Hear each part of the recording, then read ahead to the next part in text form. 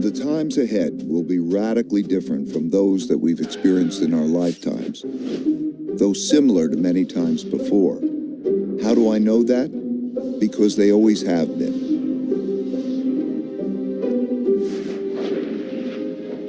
Over my roughly 50 years of global macroeconomic investing, I've learned the hard way that the most important events that surprised me did so because they never happened in my lifetime. These painful surprises led me to study the last 500 years of history for similar situations, where I saw that they had indeed happened many times before, with the ups and the downs of the Dutch, British, and U.S. empires. And every time they did, it was a sign of the changing world order. This study taught me valuable lessons that I'm going to pass along to you here in a distilled form. You can find the comprehensive version in my book, Principles for Dealing with the Changing World Order. Let me begin with a story that brought me to this point, about how I learned to anticipate the future by studying the past.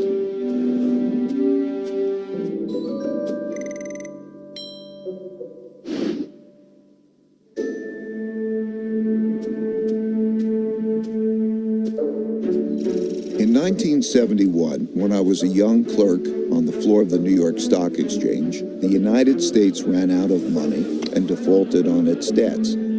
That's right, the U.S. ran out of money.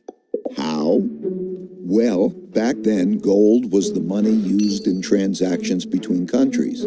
Paper money, like the dollar, was like checks in a checkbook in that it had no value other than it could be exchanged for gold, which was the real money. At the time, the United States was spending a lot more money than it was earning by writing a lot more of these paper money checks than it had gold in the bank to exchange for them. As people turned these checks into the bank for gold money, the amount of gold in the U.S. started to dwindle. It soon became obvious that the U.S. couldn't keep its promises for all the existing paper money, so people holding dollars rushed to exchange them before the gold ran out. Recognizing that the U.S. was going to run out of real money, on Sunday evening, August 15th, President Nixon went on television to tell the world that the U.S. was breaking its promise to let people exchange their dollars for gold. Of course, he didn't say it that way. He said it more diplomatically, without making it clear that the United States was defaulting. The strength of a nation's currency is based on the strength of that nation's economy. And the American economy is by far the strongest in the world. Accordingly, I have directed the Secretary of the Treasury to take the action necessary to defend the dollar against the speculators. I have directed Secretary Connally to suspend temporarily the convertibility of the dollar into gold or other reserve assets, except in amounts and conditions determined to be in the interest of monetary stability and in the best interest of the United States. I watched in awe, realizing that money as we understood it was ending. What a crisis. I expected the stock market to plunge the next day, so I got on the exchange floor early to prepare. When the opening bell rang, pandemonium broke out, but not the kind I expected. The market was up, way up, and went on to rise nearly 25%. That surprised me, because I never experienced a currency devaluation before. When I dug into history, I discovered that the exact same thing happened in 1933 and had the exact same effect. Then, paper dollars were also linked to gold, which the U.S. was running out of because it was spending more paper money checks than it had gold to exchange for them. And President Roosevelt announced on the radio that he would break the country's promise to exchange dollars for gold. It was then that I issued the proclamation providing for the national bank holiday. And this was the first step in the government's reconstruction of our financial and economic fabric. The second step, last Thursday, was the legislation promptly and patriotically passed by the Congress, confirming my proclamation and broadening my powers so that it became possible, in view of the requirement of time, to extend the holiday and lift the ban of that holiday gradually in the days to come. This law also gave authority to develop a program for facilitation. In both cases, breaking the link to gold allowed the U.S. to continue spending more than it earned, simply by printing more paper dollars. Since there was an increase in the number of dollars without an increase in the country's wealth, the value of each dollar fell. As these new dollars entered the market, without a corresponding increase in productivity, they went to buy lots of stocks, gold, and commodities, and hence caused their prices to rise. As I studied more history, I saw that the exact same thing happened many, many times before. I saw that since the beginning of time, when governments spent much more than they took in taxes, and conditions got bad, they ran out of money and they needed more. So they printed more, a lot more, which made its value fall and made the prices of most everything, including stocks, gold, and commodities, rise. That's when I first learned the principle that when central banks print a lot of money to relieve a crisis, buy stocks, gold, and commodities, because their value will rise and the value of paper money will fall. This printing of money is also what happened in 2008 to relieve the mortgage-driven debt crisis, and in 2020 to relieve the pandemic-driven economic crisis, and it almost certainly will happen in the future.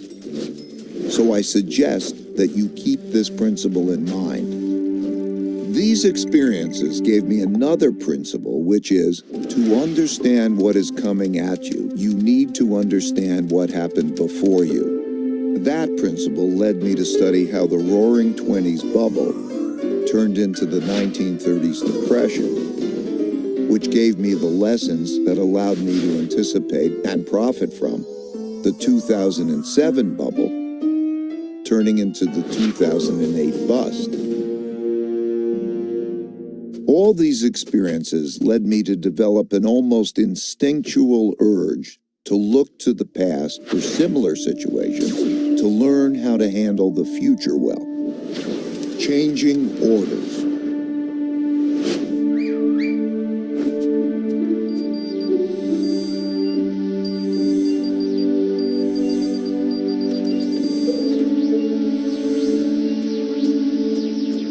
Over the last few years, three big things that hadn't happened in my lifetime prompted me to do this study. First, countries didn't have enough money to pay their debts, even after lowering interest rates to zero, so their central banks began printing lots of money to do so. Second, big internal conflicts emerged due to growing gaps in wealth and values. This showed up in political populism and polarization between the left, who want to redistribute wealth, and the right, who want to defend those holding the wealth. And third, increasing external conflict between a rising great power and the leading great power, as is now happening with China and the United States. So I looked back. I saw that all these had happened together before, many times, and nearly always led to changing domestic and world orders. The last time this sequence happened was from 1930 to 1945. What exactly is an order, you might ask? It's a governing system for people dealing with each other. There are internal orders for governing within countries, typically laid out in constitutions. And there is a world order for governing between countries, typically laid out in treaties. Internal orders change at different times than world orders, though whether within or between countries, these orders typically change after wars. Civil wars within countries, international wars between countries. They happen when revolutionary new forces defeat weak old orders. For example, the U.S. internal order was laid out in the Constitution in 1789 after the American Revolution, and it is still operating today, even after the American Civil War. Russia got rid of its old order and established a new one with the Russian Revolution in 1917, which ended in 1991 with a relatively bloodless revolution. China began its current internal order in 1949 when the Chinese Communist Party won the Civil War. You get the idea. The current world order, commonly called the American World Order, formed after the Allied victory in World War II, when the U.S. emerged as the dominant world power. It was set out in agreements and treaties for how global governance and monetary systems work. In 1944, the New World Monetary System was laid out in the Bretton Woods Agreement and established the dollar as the world's leading reserve currency. A reserve currency is a currency that is commonly accepted around the world, and having one is a key factor in a country becoming the richest and most powerful empire. With a new dominant power and monetary system established, a new world order begins. These changes take place in a timeless and universal cycle that I call the Big Cycle. I'll start with a quick overview, then give you a more complete version, and then direct you to my book if you want more. As I studied the 10 most powerful empires over the last 500 years and the last 3 reserve currencies, it took me through the rise and decline of the Dutch Empire and the guilder, the British Empire and the pound, the rise and early decline in the United States Empire and the dollar, and the decline and rise of the Chinese Empire and its currencies, as well as the rise and decline of the Spanish, German, French, Indian, Japanese, Russian, and Ottoman empires, along with their significant conflicts, as measured in this chart. To understand China's patterns better, I also studied the rise and fall of Chinese dynasties and their monies back to the year 600. Because looking at all these measures at once can be confusing, I'll focus on the 4 most important ones: the Dutch, British, US, and Chinese. You'll quickly notice the pattern. Now let's simplify the form a bit. As you can see, they transpired in overlapping cycles that lasted about 250 years, with 10 to 20-year transition periods between them. Typically, these transitions have been periods of great conflict because leading powers don't decline without a fight. So how am I measuring an empire's power? In this study, I used 8 metrics. Each country's measure of total power is derived by averaging them together. They are education, inventiveness and technology development, competitiveness in global markets, economic output, share of world trade, military strength, the power of their financial center for capital markets, and the strength of their currency as a reserve currency. Because these powers are measurable, we can see how strong each country is now, was in the past, and whether they're rising or declining. By examining the sequences from many countries, we can see how a typical cycle transpires. And because the wiggles can be confusing, we can simplify it a bit to focus on the pattern of cause-effect relationships that drive the rise and decline of a typical empire. As you can see, better education typically leads to increased innovation and technology development, and with a lag, the establishment of the currency as a reserve currency. You can also see that these forces then declined in a similar order, reinforcing each other's decline. Let's now look at the typical sequence of events going on inside a country that produces these rises and declines. In a nutshell, The big cycle typically begins after a major conflict, often a war, establishes the new leading power and the new world order.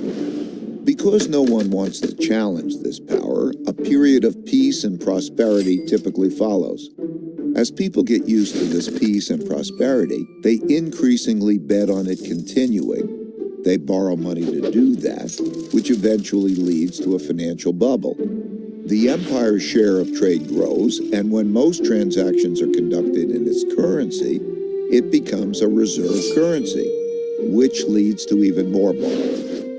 At the same time, this increased prosperity distributes wealth unevenly, so the wealth gap typically grows between the rich haves and the poor have-nots. Eventually, the financial bubble bursts, which leads to the printing of money and increased internal conflict between the rich and the poor, which leads to some form of revolution to redistribute wealth. This can happen peacefully or as a civil war. While the empire struggles with this internal conflict, its power diminishes relative to external rival powers on the rise. When a new rising power gets strong enough to compete with the dominant power that is having domestic breakdowns, external conflicts, most typically wars, take place. Out of these internal and external wars come new winners and losers. Then the winners get together to create the new world order, and the cycle begins again. As I looked back, I saw that these cause and effect relationships drove the cycles of rises and declines all the way back to the Roman Empire. I saw how the stories of each one of these cycles blended together with others before, during, and after, in the same way as each individual story blends with others to make the epic 500-year story that is our collective history. And like human life cycles, no two are exactly the same, but most are similar.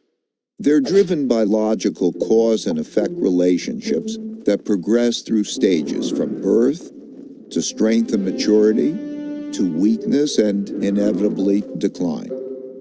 However, that's like saying a person's life cycle takes 80 years on average, without recognizing that many are much shorter and many are longer. While age can be a good indicator of future longevity, a better way is to look at health indicators. One can do that with empires and their vital signs too. I found that by watching the indicators of power change, I was able to see what stage a country was in, which helped me to anticipate what was likely to come next. Now, I'll take you through the big cycle in more detail. Give me 20 minutes and I'll give you the last 500 years of history and show you the similar patterns across the Dutch, British, US, and Chinese empires. 500 years of big cycles.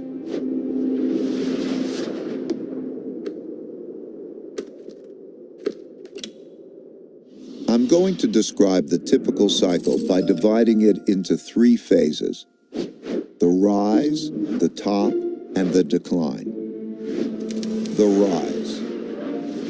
Successful new orders that rise, both internal and external, are typically started by powerful revolutionary leaders doing 4 things. First, they win power by gaining more support than the opposition. Second, they consolidate power by converting, weakening, or eliminating the opposition so they don't stand in their way. Third, they establish systems and institutions that make the country work well. And fourth, they pick their successors well, or create systems that do that. Because a great empire requires many great leaders over several generations. At this stage, soon after winning the fight, there is typically a period of peace and growing prosperity because the leadership is clearly dominant and has broad support, so no one wants to fight it. During this phase, leaders within the country have to design an excellent system to raise the country's wealth and power. First and foremost, to be great, they must have strong education. which is not just teaching knowledge and skills, but also strong character, civility, and work ethic. These are typically taught in the family, schools, and religious institutions. That provides a healthy respect for rules and laws, order within society, low corruption, and enables them to unite behind a common purpose and work well together. As they do this, they increasingly shift from producing basic products to innovating and inventing new technologies. For example, the Dutch rose to defeat the Habsburg Empire and become superbly educated. They became so inventive that they came up with a quarter of all major inventions in the world, the most important of which was the invention of ships that could travel around the world to collect great riches, and the invention of capitalism, as we know it today, to finance those voyages. They, like all leading empires, enhanced their thinking by being open to the best thinking in the world. As a result, the people in the country become more productive and more competitive in world markets, which shows up in their growing economic output and rising share of world trade. You can see this happening now as the US and China are roughly comparable in both their economic outputs and their shares of world trade. As countries trade more globally, they must protect their trade routes and their foreign interests from attack, so they develop great military strength.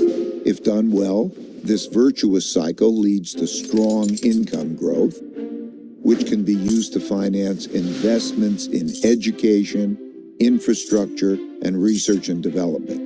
They must also develop systems to incentivize and empower those that have the ability to make or take wealth. In all of these cases, the most successful empires used a capitalist approach to develop productive entrepreneurs. Even China, which is run by the Chinese Communist Party, used a form of this capitalist approach.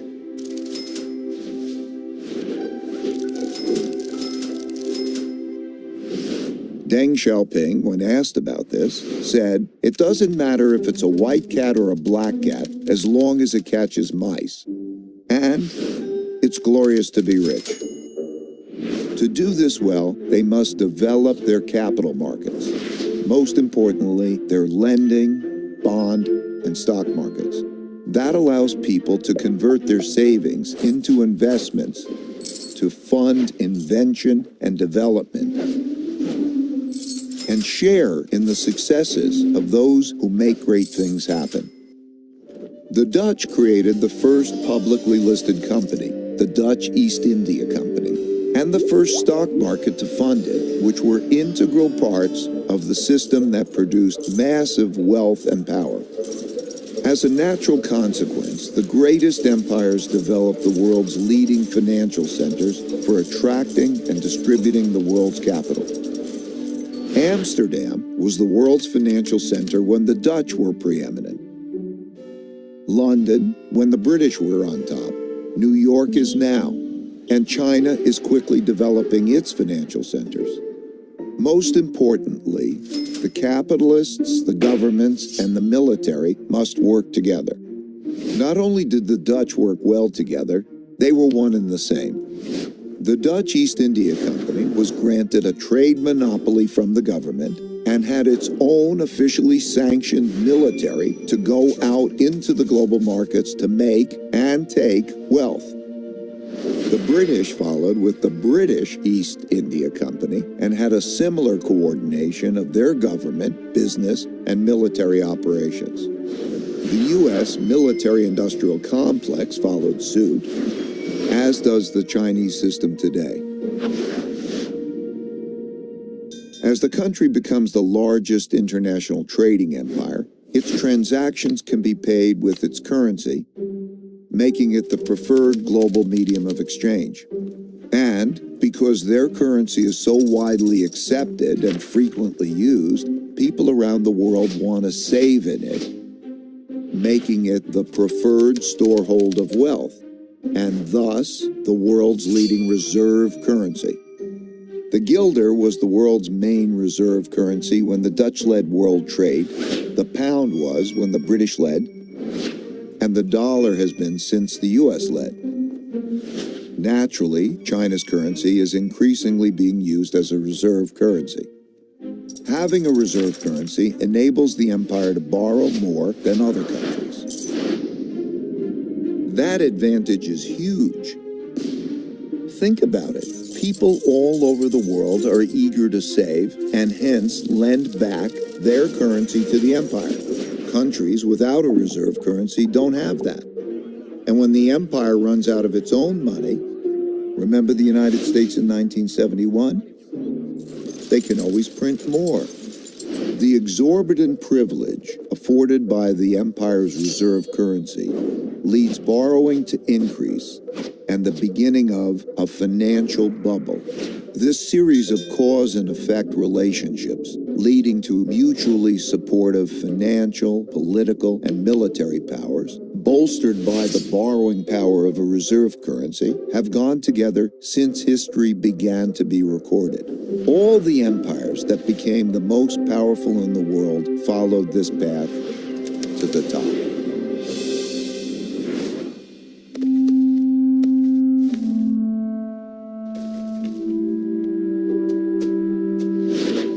While in the top phase, most of these strengths are sustained, embedded within the fruits of their success are the seeds of their decline.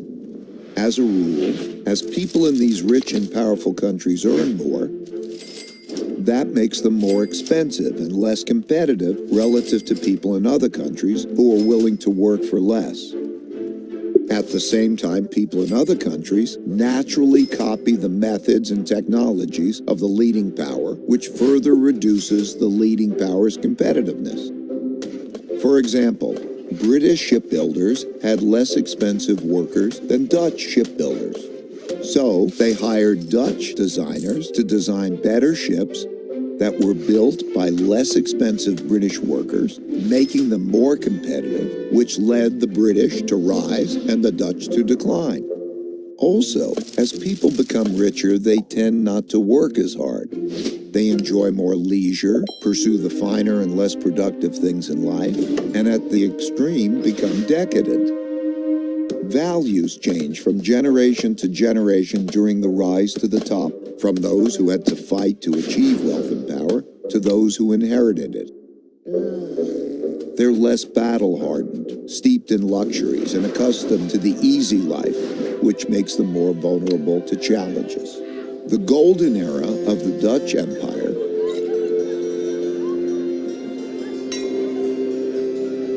and the Victorian era of the British Empire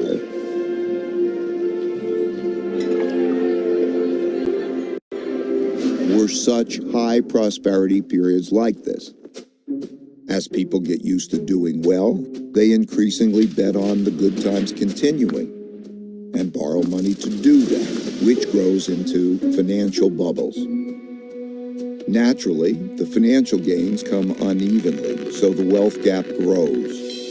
Wealth gaps are self-reinforcing because rich people use their greater resources to reinforce their powers. For example, they give greater privileges to their children, like better education, and they influence the political system to their advantage. This causes the gaps in values, politics, and opportunities to grow between the rich haves and the poor have-nots. Those who are less well off feel the system is unfair, so resentments grow.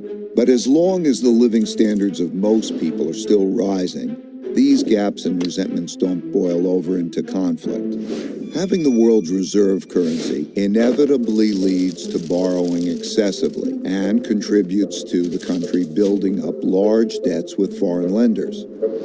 While this boosts spending power over the short term, it weakens the country's financial health and weakens the currency over the long term. In other words, when borrowing and spending are strong, the empire appears very strong, but its finances are in fact being weakened. The borrowing sustains the country's power beyond its fundamentals by financing both domestic overconsumption and international military conflicts required to maintain the empire. Inevitably, the cost of maintaining and defending the empire becomes greater than the revenue it brings in, so having an empire becomes unprofitable. For example, the Dutch Empire overextended around the world and fought war after increasingly expensive war with the British and other European powers to protect its territory and trade routes. The British Empire similarly became massive, bureaucratic, and lost its competitive advantages as rival powers, particularly Germany, soared, leading to an increasingly expensive arms race and world war. The U.S. has spent about $8 trillion on foreign wars and their consequences since September 11th, and trillions more for other military operations and for supporting military bases in 70 countries. And it still isn't spending enough to support its military competition with China in the area around China. In this cycle, the richer countries eventually get deeper into debt by borrowing from poorer countries that save more. It's one of the early signs of a wealth and power shift. This started in the United States in the 1980s, when it had a per capita income 40 times that of China's, and started borrowing from Chinese who wanted to save in dollars because the dollar was the world's reserve currency. Similarly, the British borrowed a lot of money from its much poorer colonies, and the Dutch did the same at their time.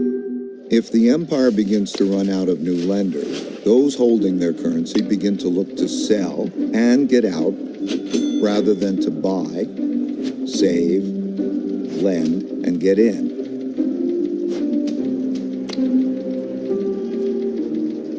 And the strength of the empire begins to decline.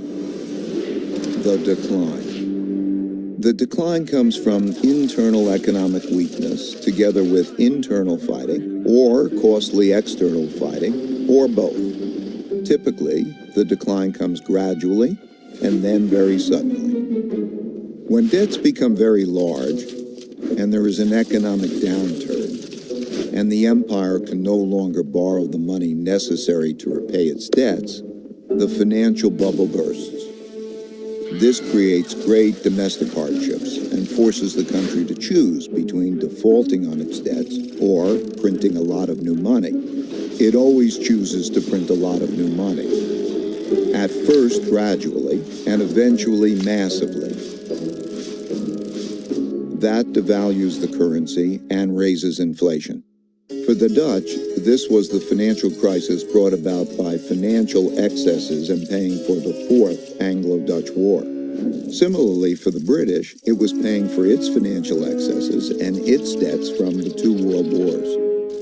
And for the U.S., it's been 3 cycles of debt finance booms and busts since the 90s, with the central bank stepping in each time with stronger measures.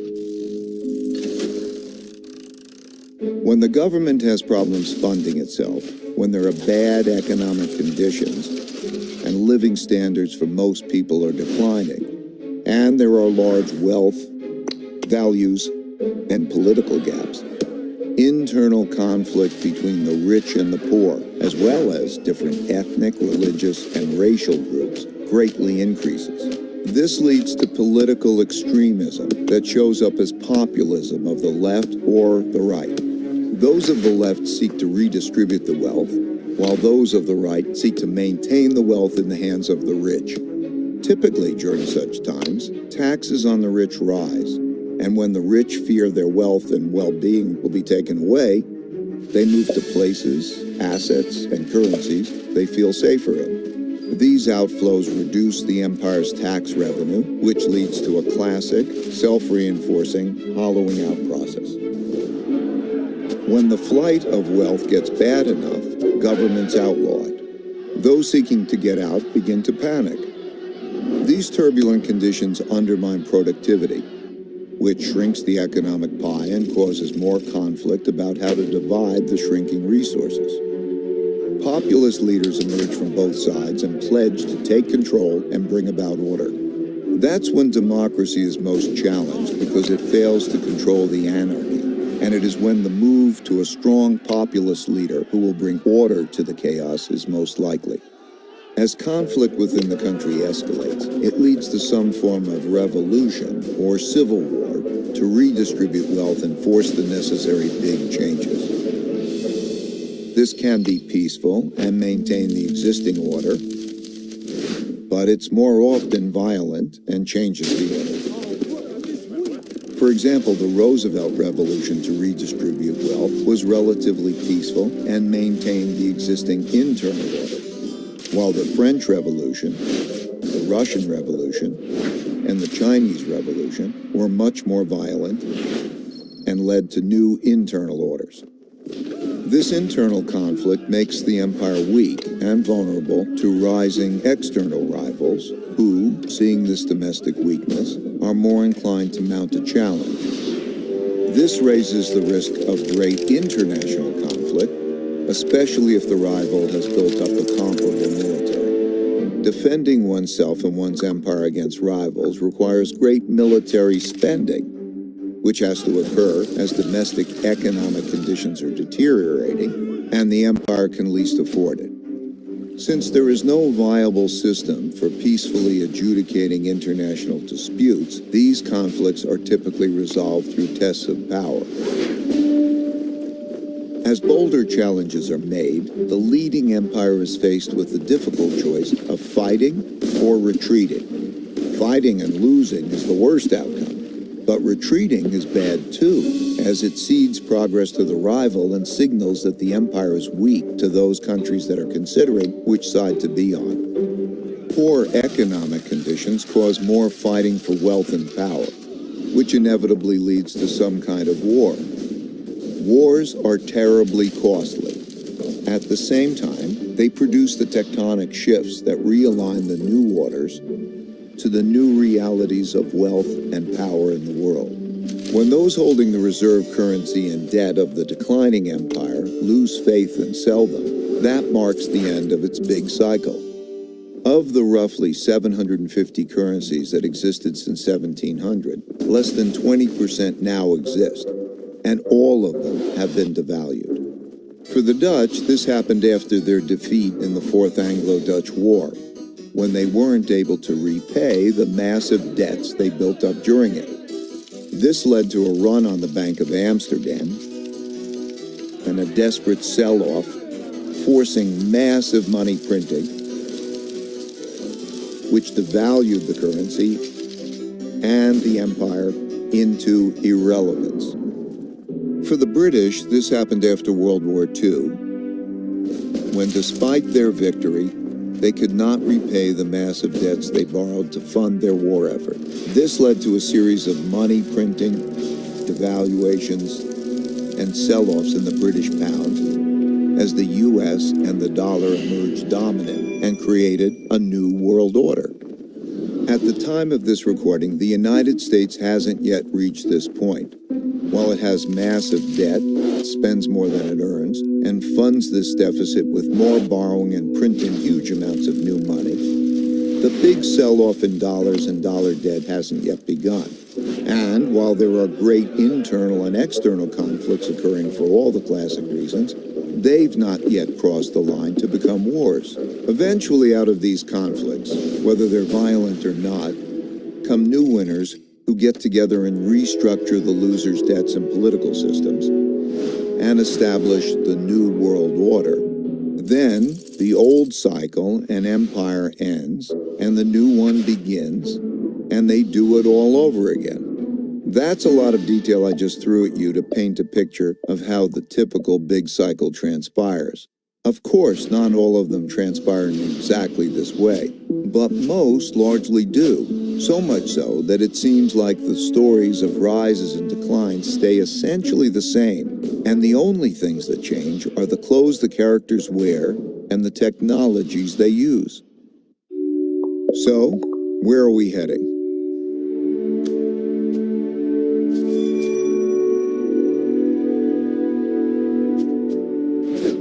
The future.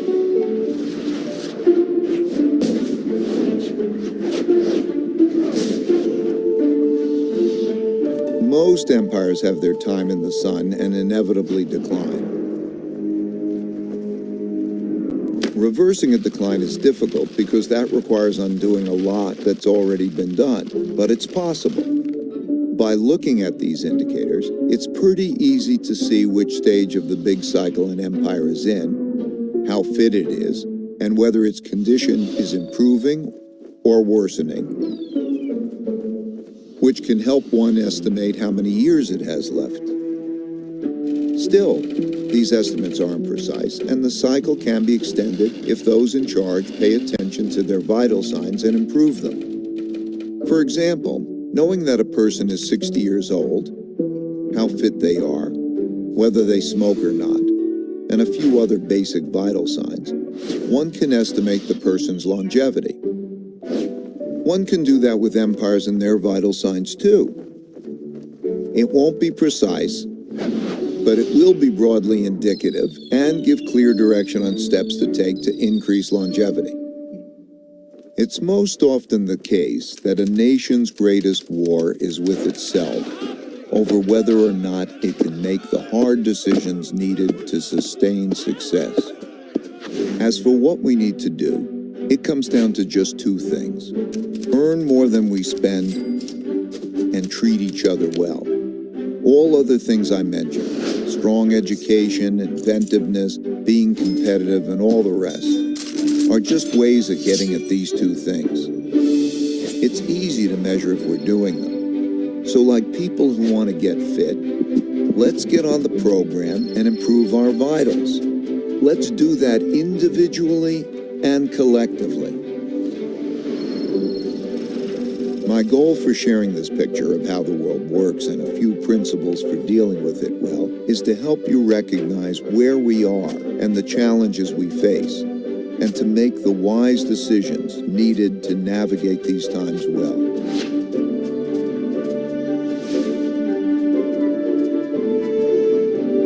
Since there is a lot more to discuss and we are out of time, you can learn more in my book, Principles for Dealing with the Changing World Order, and I look forward to continuing this conversation at economicprinciples.org and on social media. Thank you.